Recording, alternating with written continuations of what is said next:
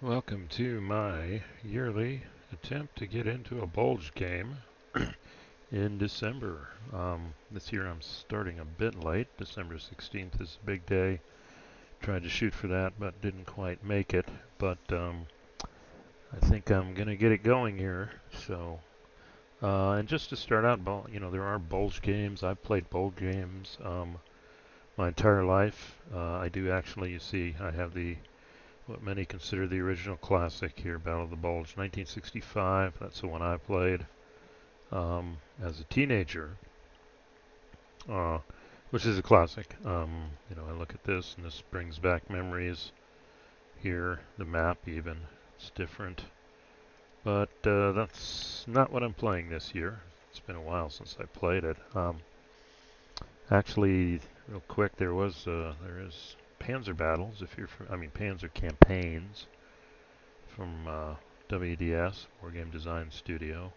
I think I actually posted a number of videos playing a scenario of that at the beginning or the end of last year, trying to correspond to the bulge. This is battalion level, really detailed.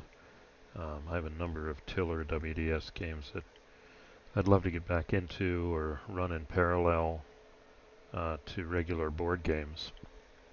But I also own Ardennes 44, Simonetch's series, and I was tempted to pull that out and play that because I've got a bunch of 44 series games, or 43. I've got pretty much all of them except for the France one, so that would be a good system to learn. I was also considering playing this one. I recently picked this up in the last few months from Compass Games. Really looks nice.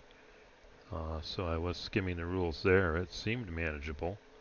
I was tempted by that too, but there was one game that, again, I grew up with. It came a decade or more after Bulge 65, and of course that is Battle for the Ardennes by Simulation Publications from 1978. I remember I had that game when I was younger, sold all my games, and then somehow obtained another copy. It's in a Ziploc right now in storage. I can't really dig it out in time, but this started as a quad here: Saint Vith, Clairvaux, Celles. My French is horrible. And Sedan, and it covered. Actually, it also, in addition to the Battle of the Bulge, it covered the 1940 German attack through the Ardennes against the French, and has a campaign game for that. So you had these three from Bulge of 44, this one from 40, and you could have a campaign game for both. So this is what I ended up choosing here. And there's been some reprints. I think TSR did it, and Decision Games. Now, in my case, I'm going with the original SPI, just for memories. And you've got some images here. I've actually got a Vassal mod I'm using, but I kind of wish it used these counters, but these are classic SPI counters. Only somebody who grew up with this kind of stuff could appreciate it, I would imagine, with today's counters today. And then the map is classic SPI. Yep, there's one of the, I don't know, I love these maps. These just bring back fond memories here. This coloring. And of course, today's maps are a lot more detailed, etc. But, there's always a soft spot here for the SPI. Whole series of games using that. Now, Battle for the Ardennes was an interesting, different game from SPI, if I understand it right. It was actually independently developed, and then SPI wanted to bring it on board, so it didn't kind of match some of the games, like Westwall Quad and some other those World War II SPI games they'd already made. It really had its own set of rules, and surprisingly enough, for 1978, these are quite good rules in my opinion. They're quite crunchy. They're not too oversimplified like some of the games that SPI was putting out around that time. So what I want to do in this video after that intro is, and I know there's so many other Battle of the Bulge games. I've got Time for Trumpets. I've got something for Command Magazine. I know a number of people are playing. I think it's Battalion Combat Series. I forgot the name, but you know, the Dean Essex series.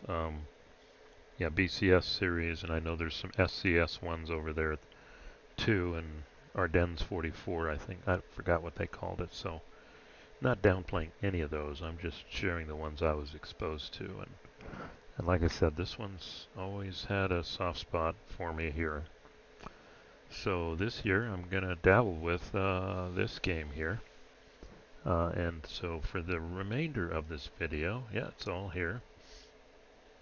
There is a vassal mod, like I said. I went out and got it. The map is Classic Spy. I'm kind of sad. I mean, I understand what the person did with these counters. You can auto-generate them in Vassal, but I just would have loved to, if I had the time to scan and use the actual graphics. But this is perfectly fine here. I've got this, and I'm pronouncing it wrong, the Celes quad battle up here. But what I wanted to do in this video, let's see, I've already done 6 minutes. Just kind of wanted to give you a taste for the rules and you know, some of the game here before I actually trying to decide launch into a game. I don't think I can do the whole campaign, but I may choose either St. Vith or Clairvaux. Or I may continue playing this one out. I've already started. This is the first turn, and I'm already 3 turns in, and this is pretty much a free-for-all.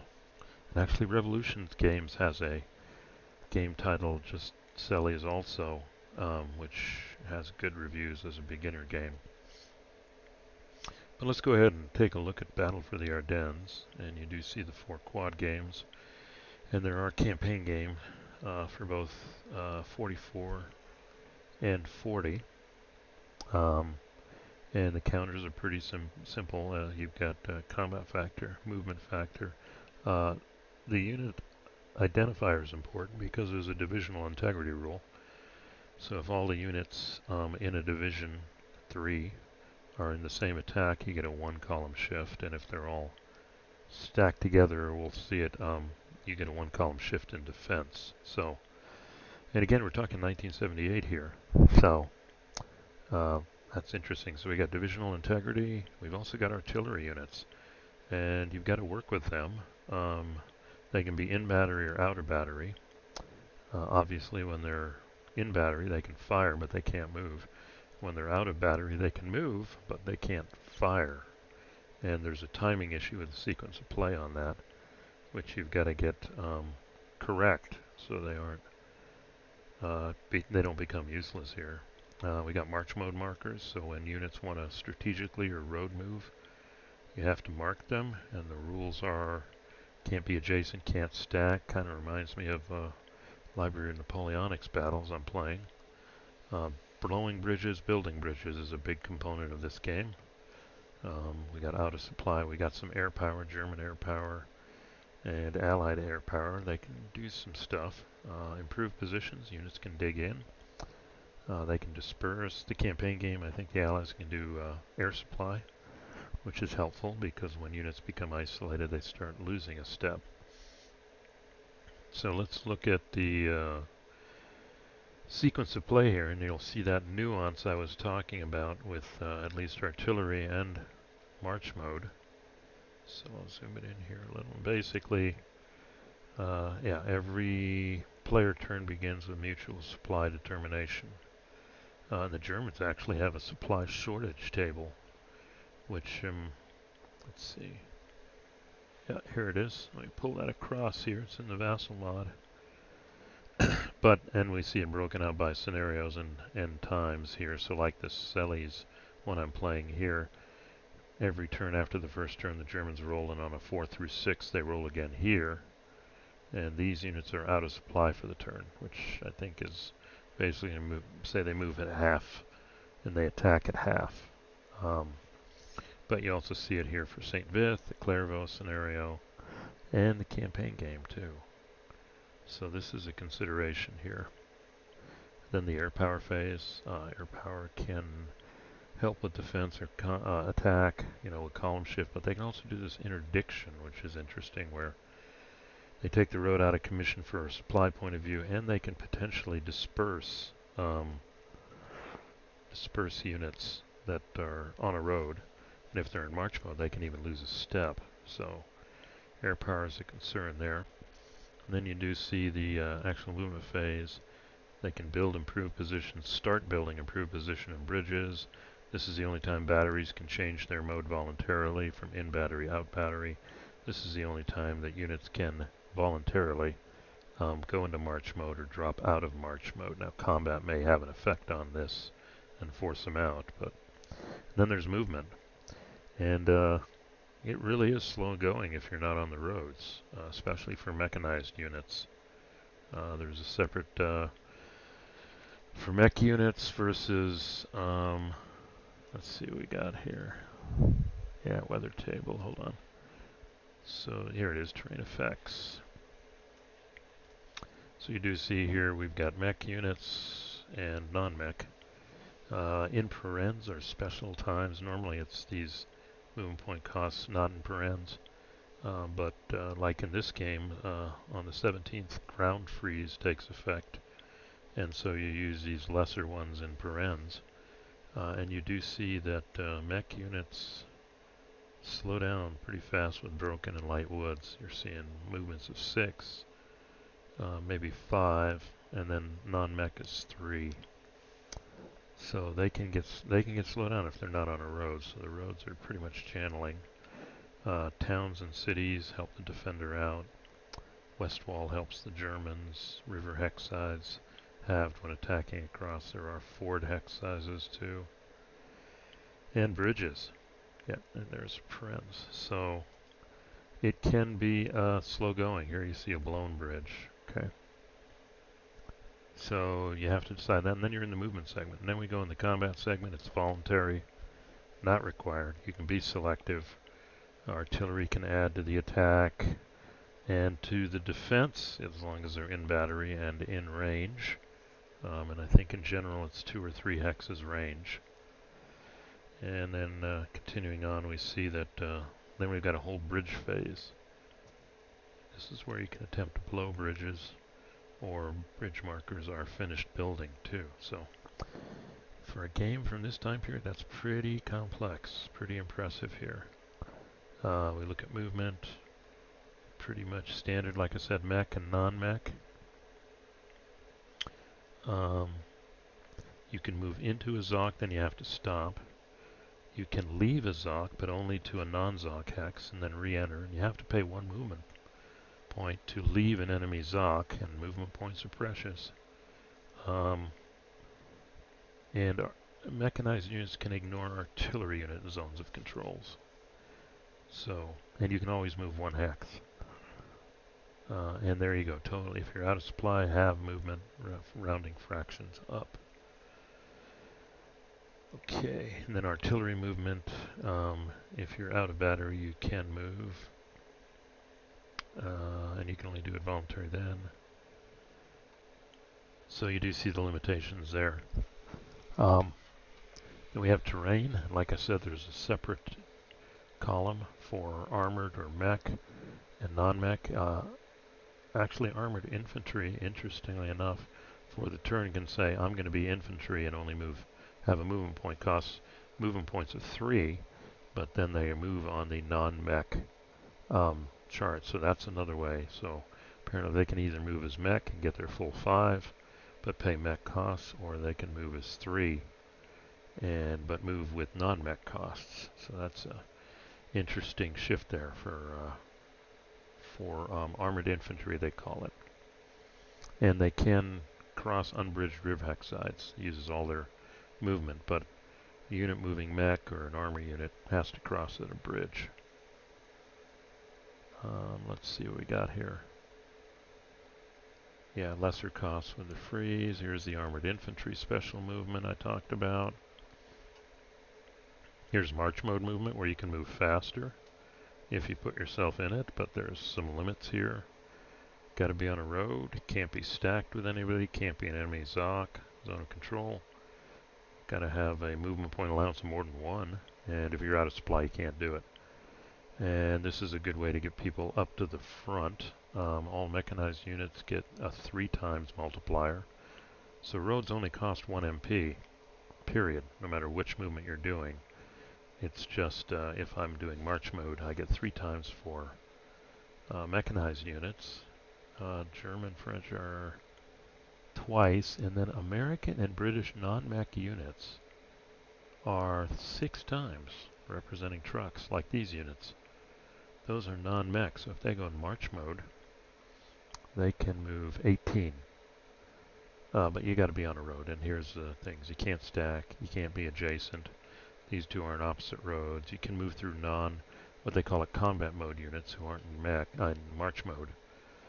But if you do move through them, you pay the mech cost for the terrain. You can enter zones of control, enemy zones of control, but then you're stuck. You can't leave them. And if you get in combat, you have some penalties. Here's zones of control. You only exert ZOC on the road hexes when in march mode. And yeah, there is units in march mode. You can advance after combat only along a road. If you get a detrimental effect, you got to be placed in combat mode. And any losses has to start with you. Stacking is basically 3 units. And it applies at the end of the friendly movement phase and throughout the combat phase, so you can move through other units. No stacking in march mode. Bridges, you can only cross 1 at a time. So you do see that slowing effect out here. And then they have some, like I summarized, zones of control, and for retreat and supply, it's negated by a friendly unit if it's there. Some units have parentheses for their combat factor. They can only defend, and then it can only move into an enemy zone of control if with another unit. And then we do mention again, the artillery zones of control don't have an effect on mechanized units. Combat, here we go. Combat is voluntary. Typical odds ratio. And a stack of defenders must be attacked as a whole. But attacking units, it can be any you select. You could have a stack of 3 units and only use 1 to attack. So you've got flexibility there. Multiple hex, all got to be adjacent. Terrain effects, and actually the terrain effects come into play with this. Now this I've seen in the previous quads, where depending on the terrain the defender's in, that determines which one of these rows to use. And then there is this German initiative die roll. At the beginning of the attack, due to the surprise, they get better results shifting up 1, but then it comes down here to the standard die rolls. And if you look at this, these are the losses. Attacker on the left, defender on the right. And the defender can convert these losses into retreat hexes. So let's say they got a 3 result. They could lose 3 steps, or they could lose 2 steps and retreat 1, or lose 1 step and retreat 2, or lose no steps and retreat 3. But advance after combat is pretty fast. Mech units can pretty much follow them, and armored units get an extra advance after combat too, so gotta be careful. Okay. Oh, and they explain them here. Let's see. Yeah, engaged. Good enough. There we go. There's advance after combat, and then, like I said, infantry units can only advance 1 hex into the defender's hex. Mech, infantry, and cav may be advanced full length of the path of retreat. And now, armor and recon units may be advanced 1 hex further than the number of hexes of retreat. Additionally, they may deviate from the path of retreat after the first hex. That's a big one. Now this is interesting. Regardless of what type of victorious units are, their advance must stop immediately upon entering an enemy zone controlled hex. So they can't advance through other enemy EZOCs. That's slightly different than what we're used to here. Stacking restrictions apply during the combat phase. Talk about an E. Here's a divisional integrity bonus I talked about. initiative bonus, the Germans during certain turns.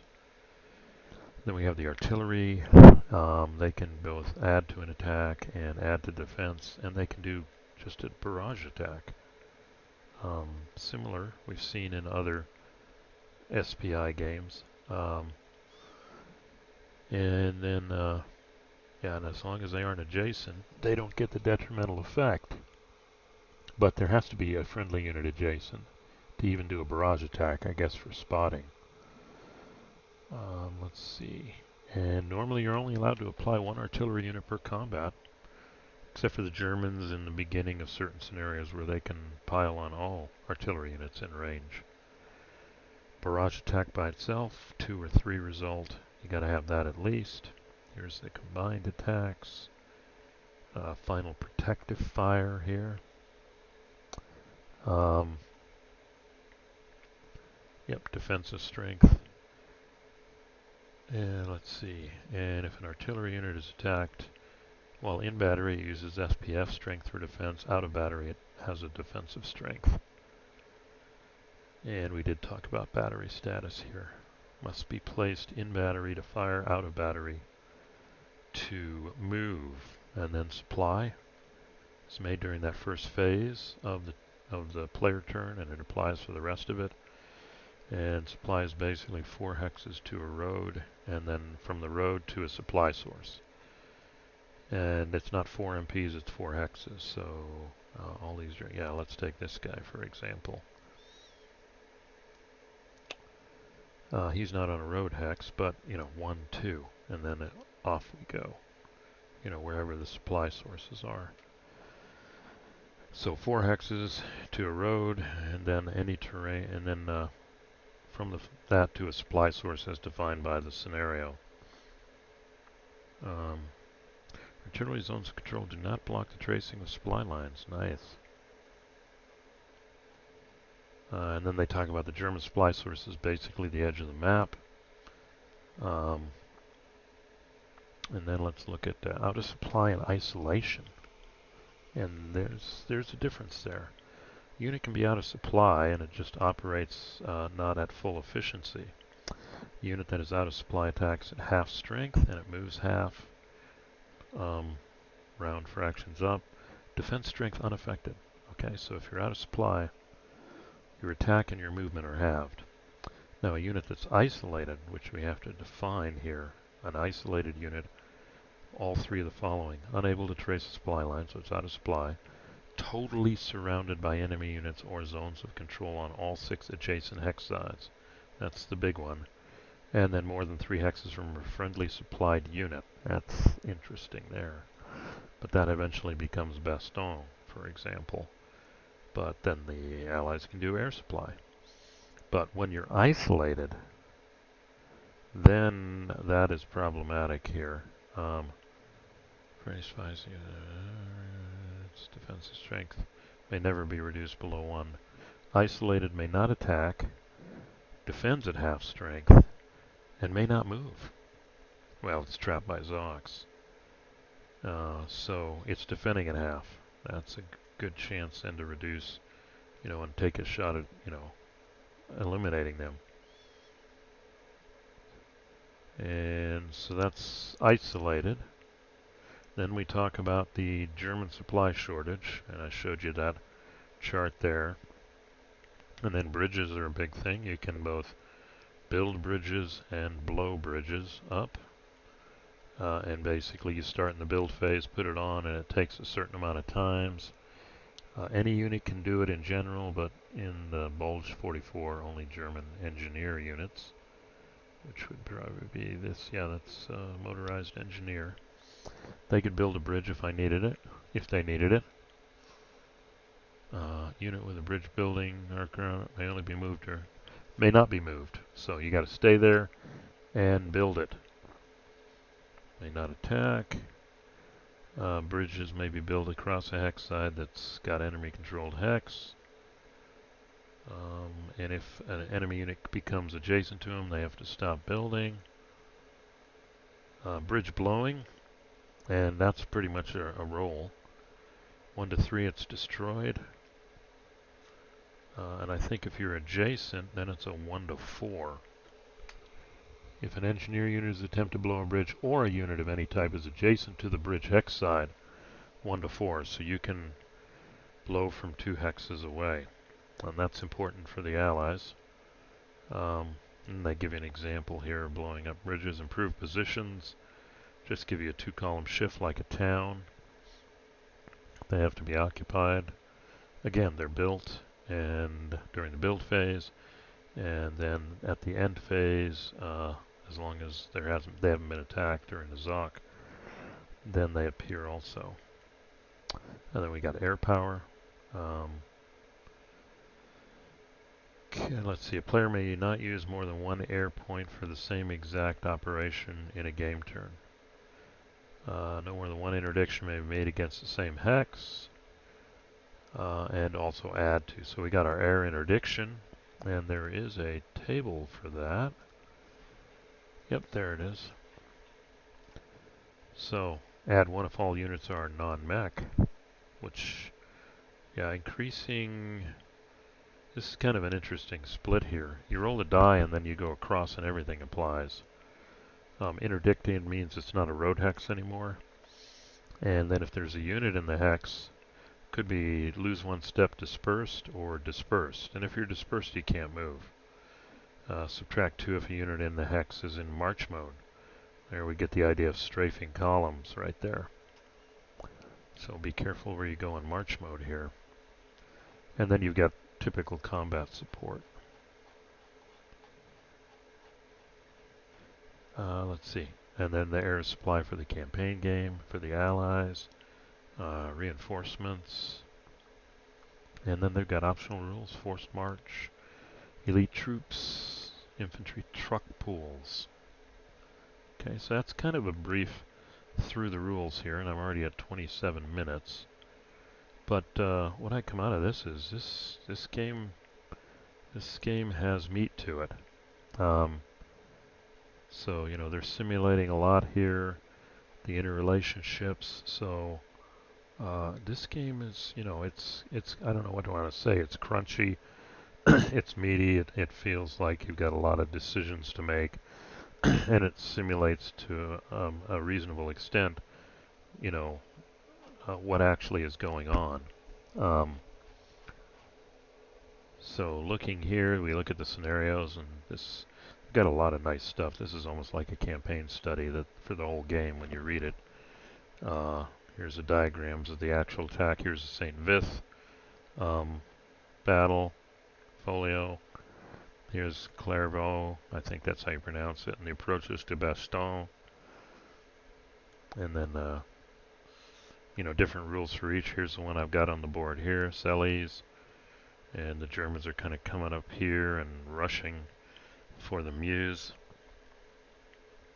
And then they've even got Sedan 1940, Darien, which they simulate same battleground here. And you see an example of the battle here too. Let's see, player's notes, good stuff here. There's a lot, and then here's a nice sequence of play. And then they have campaign rules and a whole historical background document to this. And here's the intro to the campaign games. So they add some more rules here for that. German paradrops, special rules. So there's a lot here. So, campaign, let's see. And then they have this long study here on the actual battle. So I still think this game was ahead of its time. It does use some of the common stuff that SPI was doing, at the time, but it adds more. So let's see. So I'm at 30 minutes. So I think that's long enough here to kind of give you a quick overview of the rules. But I'm going to go ahead and in my next video in this series, hopefully I'll crank through this during the holidays. I'm going to look. I've been playing the Selles one here a little. Next video I may show some of the game mechanics on that.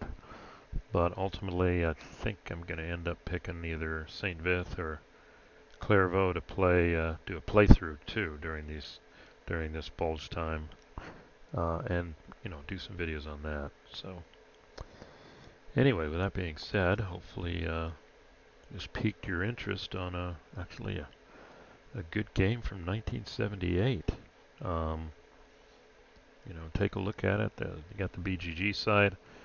There's also, I think it's spygames.net, where you can get all these old SPI games. You can see I got a PDF. I own a physical copy, but here's a PDF, and it has scans of everything, the map, the whole 9 yards. But like I said, there's also a good Vassal module, and I would be shocked if there wasn't a tabletop simulator module. So stay tuned amongst all the other stuff I'm doing. I do want to get this kind of bulge game in, kind of like I did for Market Garden. Back when that was going down, I played SPI's game for that. I think it was called Arnhem. And then they later renamed it, or Bridge Too Far. So anyway, stay tuned. And when I come back, hopefully in the next few days, we'll launch into one of these playthroughs here, and you can see all the rules in action. So if you made it this far, thank you for listening. Comments appreciated. And please subscribe if you want to be notified next time I do a recording. Thanks again.